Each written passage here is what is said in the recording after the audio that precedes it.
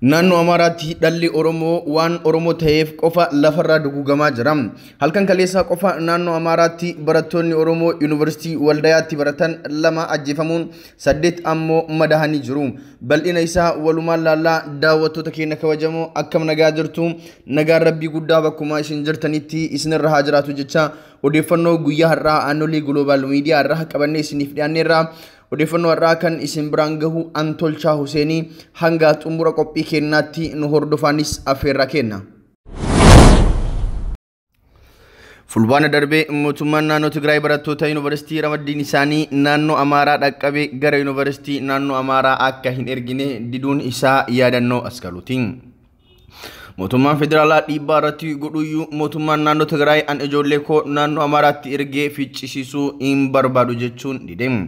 Sababan guddaan mootummaan naannoo Tigraay barattoota isaa gara Yuunivarsiitii naannoo Amaaraatti erguu dide naannichi naannoo nageenya amansiisaa hin qabnee fi naannicha naannoo saba Tigraay irratti ajjeesaa gaggeessaa jiru qabeenya ijoollee Tigraay achi keessa jiran itti saamanidha. Sanirra kan darbe dhaadannoo naannoo Amaaraa irraa dhagahamu Tigraay ni balleessina kan jedhudha. Yeroo haalli kun hundi ta'uu mootummaan federaalaa waan tokko osoo hin dubbatiin callisaa ture. Haala kana keessatti ilmaan keenya naannoo Amaaraatti ergine akka nu jalaa ajjeefaman hin barbaannu jechuun didan. Tarkaanfii akka naannoo Tigraay kana naannoon Oromiyaa hin fudhanne ture. Oromiyaan akkuma ramaddii federaalaatiin barattoota Yuunivarsiitii naannoo Amaaraa isaan ga'e hunda gara Amaaraatti ergee ture. Kinoo oolee osoo hin bulin yeroo ji'a tokko hin caalle keessatti Yuunivarsiitii Waldayaatti barattoonni Oromoo dhumaa jiru. Hanga ammaatti namni 2 kan ajjeefame yoo ta'u 8 immoo madaa'anii namoonni hedduun immoo butamanii bakka hin beekamne akka geeffaman odeeffannoo Waldayaa irraa arganne ni addeessa. Dubbicha gadi fageenyaan qorachuuf barattoota Oromoo Yuunivarsiitii Waldayaatti baratan bilbilaan dubbisnee jirra. Barattoonni Yuunivarsiitii Waldayaa AGM'if akka yaada isaanii kennanitti kunniin qaamolee gurmaa'antu Yuunivarsiitii keessaa fi alaa walitti babbahee barattoota Oromoo ta'an irratti haleellaa raawwate jedhan. Halkan keessa cabsanii nutti seenan kan jedhan barattoonni warra ajjeefamee fi madaa'e malees kanneen butamanii eessa akka hin buune beekamanis jirus jedhan. Haleellaa sabummaa nurratti raawwatame kan jedhan barattoonni ammas haala yaaddessaa keessaa akka jiran dubbatan. Gara naannoo Oromiyaatti deebi'uu barbaannaa akka kanaan barachuun ulfaataadhas jedhan.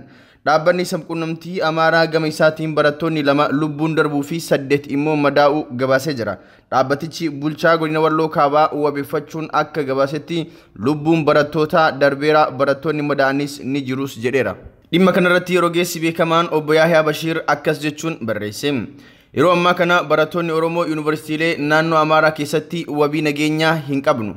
Ajjechaan Yuunivarsiitii Waldayaa Oromoo irratti raawwatame kanaaf ragaadha. Warri Gondar, Bahardar, Darraa, Dassee, Bahardaarii fi Dabra Maarqos jiru wabii hin qabu. Yuunivarsiitiileen naannichaa mootummaa federaalaa jala jiru jedhamaniyyuu kaampaasiilee kana eegu Liyyuu Haayilii naannichaati. Liyyuu Haayiliin ammoo Asaaminoo Tsigeetiin kan ijaaramee fi akkuma isaatti kan yaadu. Mootummaan Liyyuu Haayilii baasee humna federaalaatiin bakka hin buusu taanaan barattoonni keenya gadhiisanii bahutu filatamaadha.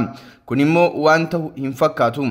Ajjechaan dabalataa ijoollee keenyarra ga'uuf borus imimmaan buusuun qofti furmaata hin ta'u. Ijoolleen keenyaaf gorsi qabnu naannicha gadhiisanii Oromiyaatti deebi'uudha. Warri Tigraay sirrii turan baatilee muraasa dura barattoota keenya naannoo Amaaraatti hin ergine jechuu didaa turan. Dhugaan isaanii har'a nurras gaheera. Hanga mootummaa nageenya barattoota keenya barnoota naannichaa keessa jiraniif wabii amansiisaa laachuu hin dandeenyetti kana booda lubbuu barataa Oromoo tokkollee achi keessaa dhabuu hin qabnu. Ijoolleen keenya Yuunivarsiitiiwwan Oromiyaa keessatti deebi'anii galmaa'uun barachuu akka qabanitti dhiibbaa gochuu feesisa. Lubbuu ijoollee keenya balaaf saaxilaa waan siyaasaaf jecha wal kadhannuuf hin qabnu. Dhimma naannoo Amaaraatti ajjeefamaa jiraachuu barattoota Oromoo kanaan wal qabatee itti aanaan pirezidaantii mootummaa naannoo Oromiyaa obbo Shimallis Abdiisaa guyyaa irraa ibsa kennanii jiru. Ibsa kanas akka itti aanu kanatti isin biraan geenna. Kabajamaa uummata Oromoo. Daandiin hanga har'aatti irra dhufnee qoreedhaan kan guutame ta'us qormaanni yeroo dhihoo asitti keessummeessaa jirru ammoo hedduu wal xaxaa fi hammaataadha. Rakkoo nageenyaa fi walitti bu'iinsa tibbana nu mudate tureen cabiinsa nu mudate osoo hin bayyanatin rakkoo biroo keessummeessuuf saaxilamnee jirra. Guyyaa kaleessaa naannoo Amaaraa Yuunivarsiitii Waldayaatti reebichi barattoota nagaa irratti raawwatameen gabaasaan gammaatti qabnuun lubbuun barattoota keenya lamaa darbee jira. Barattoota hedduu irras miidhaan qaamaa dhaqqabee akka jirus ni beekna. Hunda dura mootummaan naannoo Oromiyaa lubbuu barattoota darbee kanaan gaddi guddaan kan itti dhagahame ta'uu ibsa. Uummata naannoo keenyaaf maatii barattoota du'aniitiif ergaa jajjabina dabarsuu barbaanna. Akkuma deddeebinee ibsaa turre paartileen siyaasaa tokko tokko karaa qaxxaamuraan aangoo qabachuuf jecha akkasumas yaada isaanii humnaan uummattoota irratti fe'uuf jecha jiru. Paartileen daldala siyaasaa machaanii nageenya booressuudhaaf qophaa'an kun ajandaalee adda addaa bocuudhaan naannoo fi biyya keenya tasgabbii dhoowwuun uummattoota burjaajeessuu irratti hojjechaa jiru. Har'as akkuma baratame kallattii tokkoon yeroo irratti dammaqnu kallattii biroo geggeeddaratee wal dhibdee fi walitti bu'iinsa babal'isuu irratti argama. Sababa kanaan lubbuun dhala namaa gama hundaanuu garmalee yeroo darbuu fi yaadaa fi qalbiin keenya akka madaa'u gochuun taatee irra darbinee ni mudataa jirudha. Ammas taanaan ajandaa humnoonni daldala siyaasaatiin macha'an kunneen dhaabbilee barnootaa keessatti facaasanii ijoollee Oromoo fi sabootaa fi sablammoota wareegamaan hin malle kaffalaa jiru. Kun lubbuu darbaniif kanneen qaamaan miidhaman alatti balaa dhaqqabe kanaan naasuun kan jeeqamanii fi miiraan kan hubamanis hedduudha. Waan ta'eefis gocha herreega siyaasaa humnoota muraasaatiin raawwatame kun ulaagaa akkamiinuu fudhatama kan hin qabnee fi mootummaan naannoo Oromiyaa cimsee kan balaaleffatu ta'uu ibsa. Qaamolee yakka kana raawwatan hunda seeratti dhiyeessuun gatii harka isaanii akka argatan gochuuf qaamolee bulchiinsa mootummaa federaalaa fi kan naannoo Amaaraa waliin ta'ee ciminaan kan hojjetu ta'uus hubachiisa.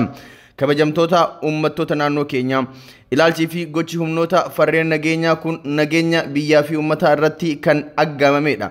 Ajandaalee adda addaa bocuudhaan bakkeewwan garagaraatti rakkoo nageenyaa uumuuf qabeenya uummata tasgabbii dhorkuuf hojjetamaa kan jirudha.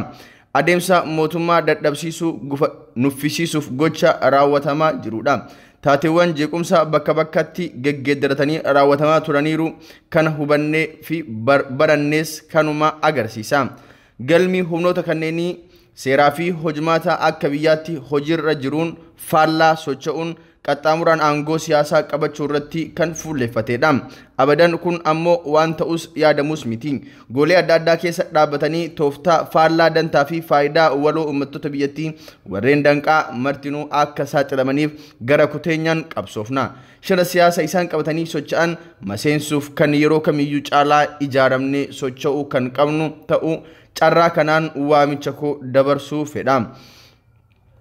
Gama biraatiin uummanni naannoo keenyaa aggaammii humnoota badii kanarratti ammas dammaquu fi cimee eeggachuu akka qabu hubachiisuu barbaada. Fedhiin humnoota kanneen diigamuus labsuu fi wal dhibdeen hammeessuudha.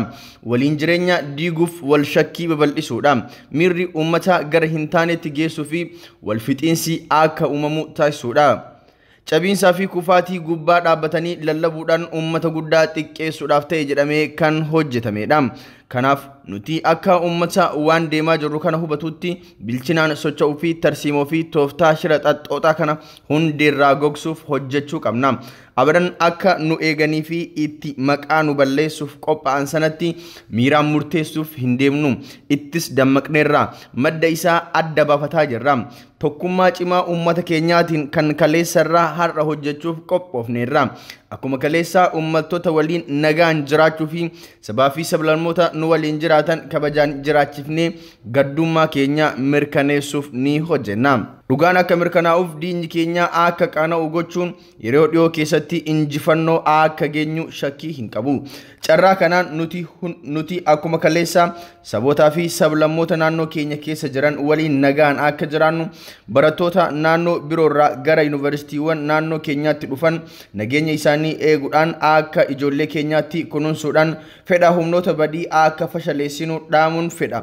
Xumura irratti maatii barattoota lubbuu darbaniitiif jajjabina hawaa yeroo itti aanu kan itti waliin taanee gochoota farreen nageenyaa saaxiluudhaan olaantummaa seeraa mirkaneessuuf kan hojjennuudha akka ta'u irra deebiin ibsuu barbaada. Obbo Shimallis Abdiisaa pirezidaantii itti aanaa mootummaa naannoo Oromiyaa onkololeessa 30 bara 2012 Finfinnee. Egaan daawwattoota fi hordoftoota keenyaa odeeffannoon waa'ee ajjeefamuu barattoota Oromoo naannoo Amaaraa Yuunivarsiitii Waldaatti hanga ammaa sassaabbannee isa kanuma waan hafee suduudhaan hordofnee kan isin biraan geenyu ta'a hanga walitti deebinutti nagaan nuuf tura.